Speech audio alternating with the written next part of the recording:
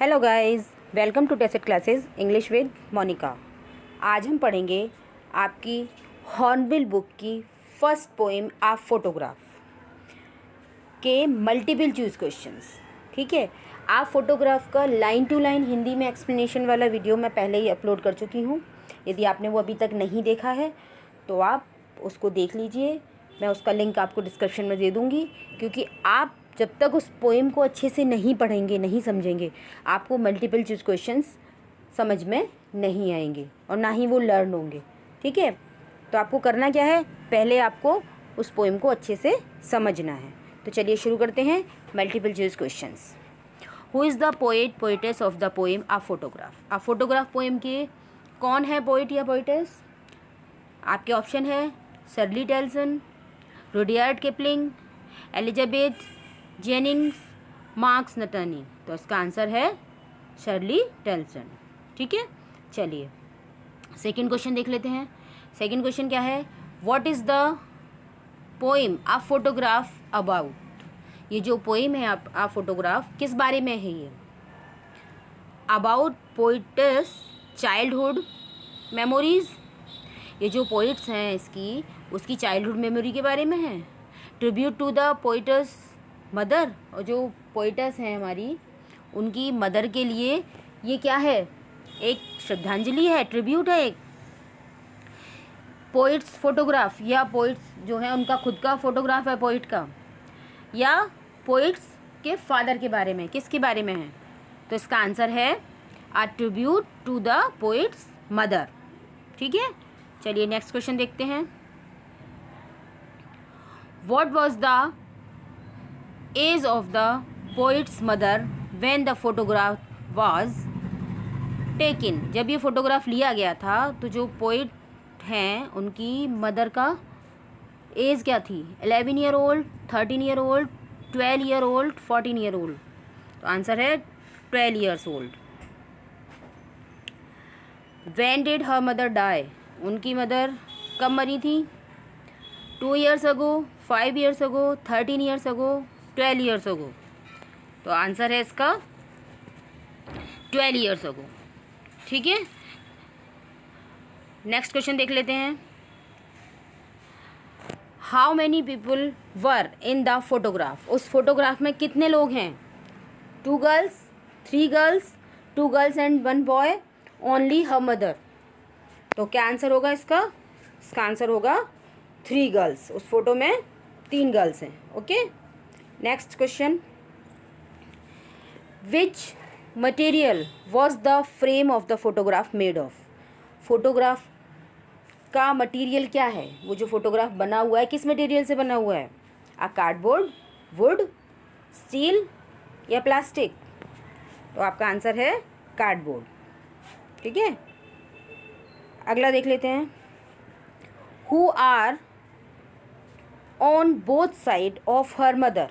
जो पोइट हैं उनकी मदर के दोनों साइड पे कौन था? कजिन बेटी and Dolly, parents, cousin Dolly and Adam, या उनके फ्रेंड्स? तो इसका आंसर है कजिन बेटी एंड डॉली। अगर आपने ये पोएम अच्छे से पढ़ी हुई है तो इन सारे क्वेश्चंस के आंसर आपको पता होंगे। What are the 3 of them doing in the photograph. उस फोटोग्राफ में वो तीनों क्या कर रहे हैं? Playing, standing beside house, holding hands and went for paddling. तो आंसर है आपका holding hands and went for paddling. ये है आपका आंसर। अगला देख लेते हैं। Who took the photograph of her mother with her cousin. किसने फोटोग्राफ लिया था? उनकी माँ का और उनकी कजिन्स का। हर ग्रैंडफादर, उनके ग्रैंडफादर ने लिया था। Her uncle, her mother's friend, her grandmother, किसने लिया था? तो आंसर है हर अंकल। उनके अंकल ने, उनकी मम्मा के जो अंकल थे उन्होंने फोटोग्राफ लिया था उन बच्चियों का। ठीक है, तो चलिए अगला क्वेश्चन देख लेते हैं। What does terribly ट्रांजेंट feet. Terribly ट्रांजेंट feet means in the poem. इस पोएम में टेरिबली ट्रांजेंट फीट का क्या मतलब है? आंसर है ऑप्शन देख लेते हैं पहले। Her feet represent the mother who change with the time while the sea remain the same. ठीक है, और अगला ऑप्शन है temporary situation, is temporary, none of the above. तो हमारा आंसर क्या होगा? Her feet represent the mother who change with the time while the sea remain the same. ठीक है, क्या मतलब हुआ इसका कि ये जो टेरिबली ट्रांजिएंट फीड इसमें जो फ्रेज़ आया है, इसका मतलब ये है कि वो किसको रिप्रेजेंट कर रहा है? उनकी माँ को कर रहा है। उनकी माँ तो समय के साथ बदल गई कि पहले वो कैसी थी, क्यूट सी थी, बच्ची सी थी, अभी इस समय कैसी हैं जब वो फोटोग्राफ देख रही हैं तो वो बूढ़ी हो गई हैं, चेंज हो गई टाइम के साथ। लेकिन जो समुद्र है वो वैसा की वैसा है। ठीक है, तो क्या है? Terribly transient feet. ये जो फीट है वो कैसे हैं? नश्वर हैं, मतलब समय के साथ बदल जाएंगे, ख़त्म हो जाएंगे। ठीक है, तो आपका आंसर है ए। अगला देख लेते हैं। After how many years did her mother laugh on seeing the photograph?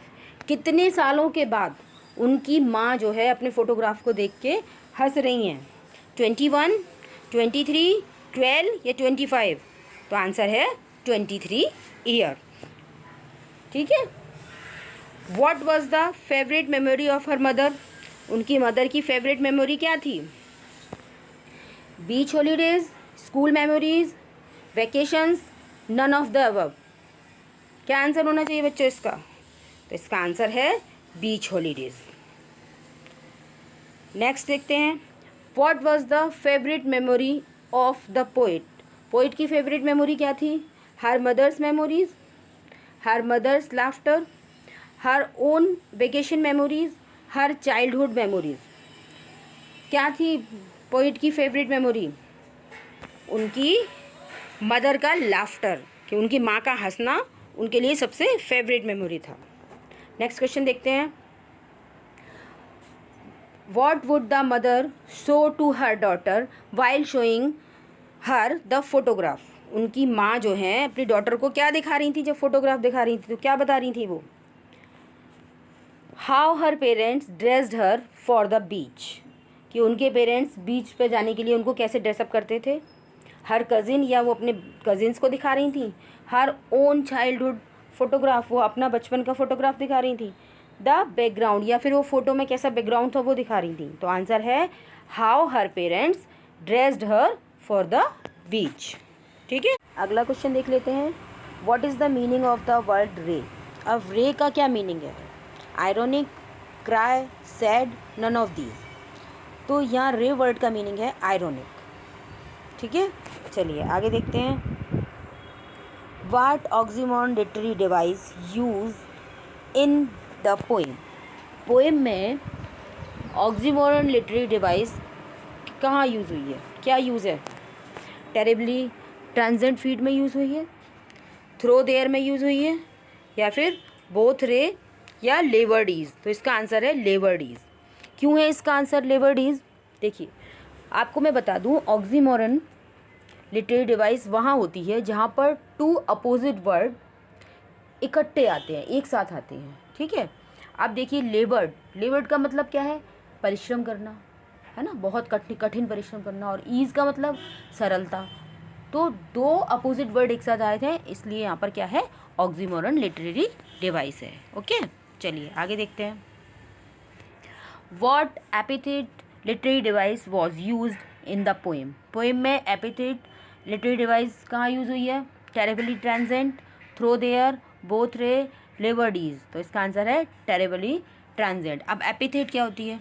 Epithet poetic device वहाँ होती है जहाँ पर कोई एडजेक्टिव उस नाउन को रेफ़र ना करे जिसके लिए वो यूज़ हुआ है, किसी और को ही रेफ़र करे। अब यहाँ पर टेरिबली ट्रांजिएंट फीट यूज़ हुआ है। आपने पोएम में अगर पढ़ा हो तो आप देखेंगे उसमें लिखा है टेरिबली ट्रांजिएंट फीट।